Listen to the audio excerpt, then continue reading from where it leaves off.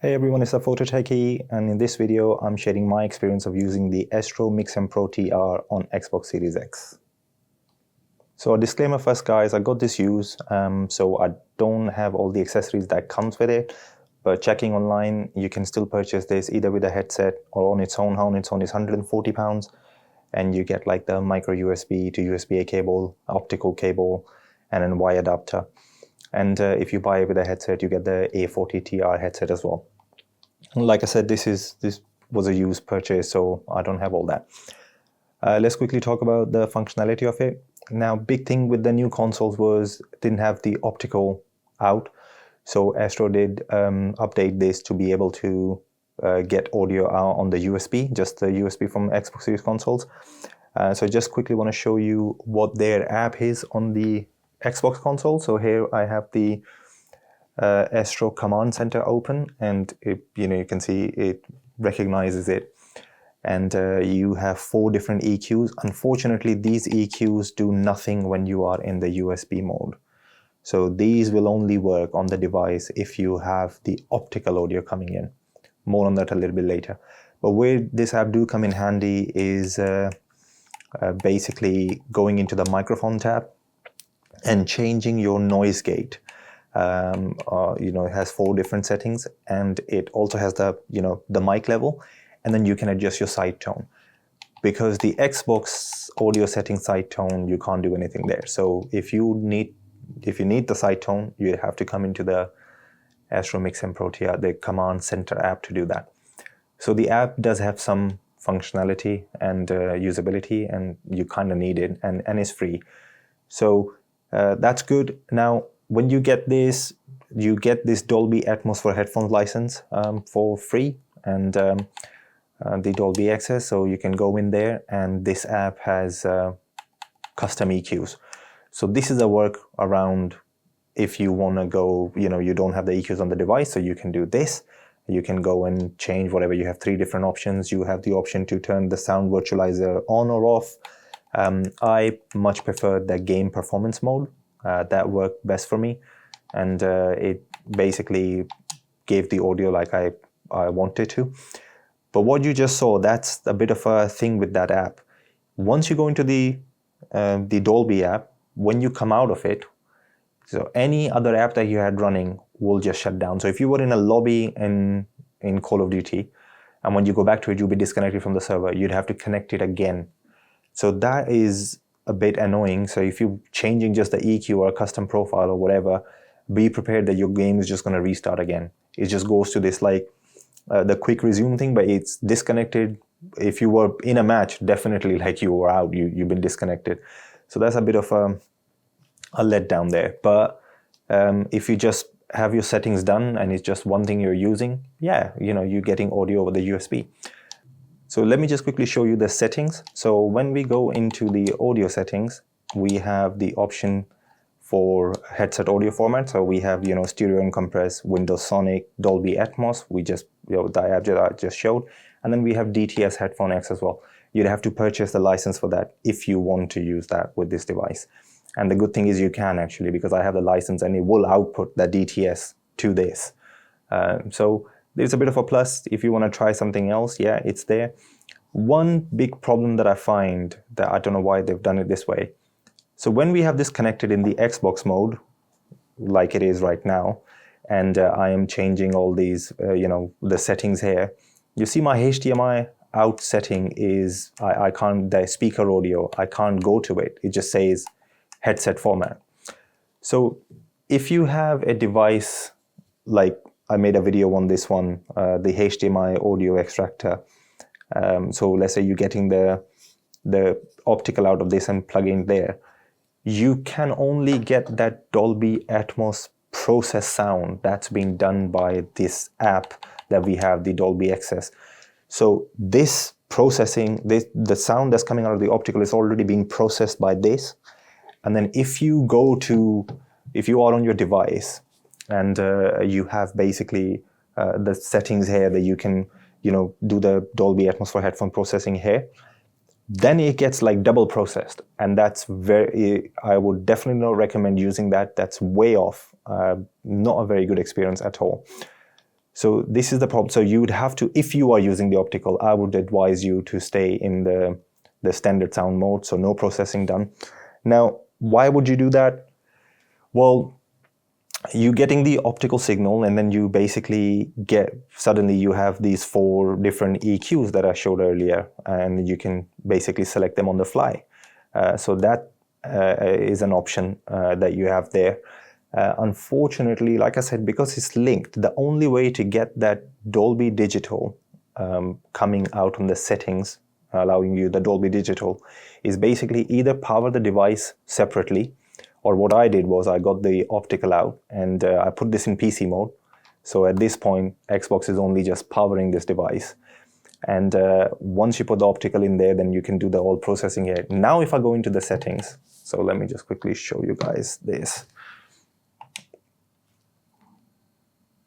So now if I go into the volume settings, suddenly my HDMI audio format is separate, and my headset audio is Dolby. But if I go in the HDMI, I have all this. I have the 7.1 uncompressed, 5.1, Dolby Digital. So basically you need to get the Dolby Digital out over the HDMI to this device and then do the Dolby processing. So I did that. I did a lot of tests. I played with that.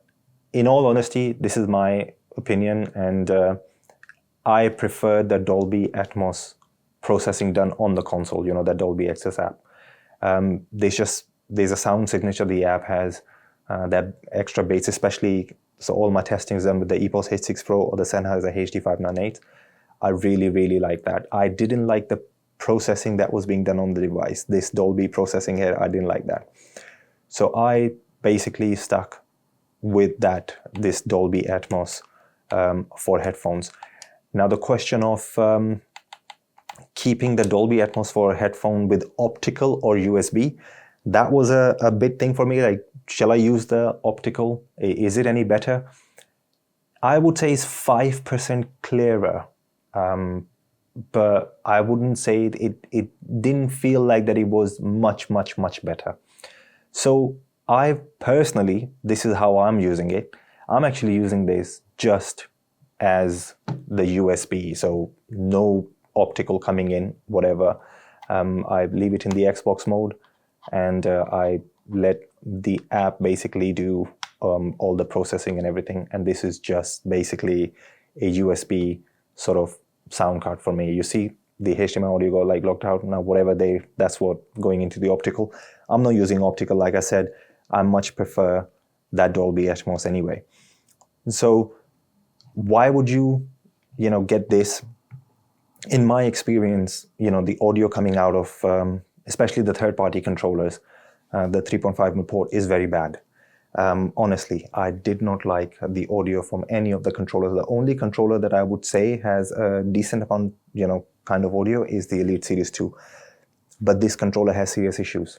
I've made a video on it already. My right bumper is playing a big time, and this play in the stick is very annoying for me. So I don't want to play with this. I'm basically just waiting for it to go really bad so I can just claim it under Microsoft Complete. So I end up playing with a lot of third-party controllers, and the audio from them is very bad. So getting this device actually finally solved that issue for me. So I can play with any controller and use my favorite headset. And this is actually powerful enough to give really good amount of volume from the EPOS H6 Pro. Because for some reason, even though they are only 28 ohms, controllers, the other controllers, like I mentioned, third party they have a lot of hard time driving those. And in my experience, the Elite Series 2 were the only ones that can drive them properly. So yeah, I think there is a place for this device, and I am really, really enjoying it. I just hope that Astro maybe makes a updated model or something, because this is locked to 16-bit 48 kilohertz sampling. I was reading about it, and it's like 20 to 24,000 hertz frequency range. But yeah, to be honest, with this and my favorite controller, either PowerA Fusion Pro 3 or the Victrix Gambit, really good experience. Like sound quality with that Dolby Atmos processing done.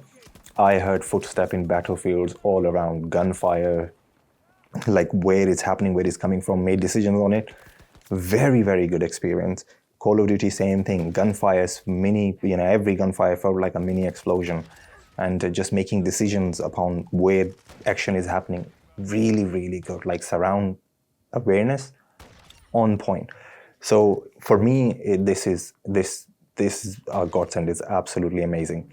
One thing I forgot to mention, basically the controls here, the chat, the game volume, and the chat mix actually works over optical and USB. So this is a very good feature that's still there. I wish this had the mic monitoring feature on the device, which it doesn't. And I wish it had like a mute. Well, I mean, I'm using the EPOS 86 and it has a mute, flip up to mute thing in there. But I wish the device had it there as well. Yeah, but overall, I'm very pleased with it. But with the SteelSeries Game Deck Gen 2, very same price, £140. Oh, it's, and that is claiming to have 24-bit 96 kilohertz processing, and it has what you call the EQs on the device itself. So it begs the question, is this worth it? In my experience, I think so. But yeah, that I because I don't have the game deck, I can't tell you what that's like. But I am intrigued by by that question. I might now try and get that. So yeah, that's basically just wanted to share with you guys what it was been like using this, and I do really like this one. If I left anything out, if you have any questions, please do leave me a comment. I do my best to reply to every comment I get. And thank you so much for everybody who subscribed. I hope I'm passing on some good information. And hopefully I'll catch you in my next video. Thanks for watching this one. Bye.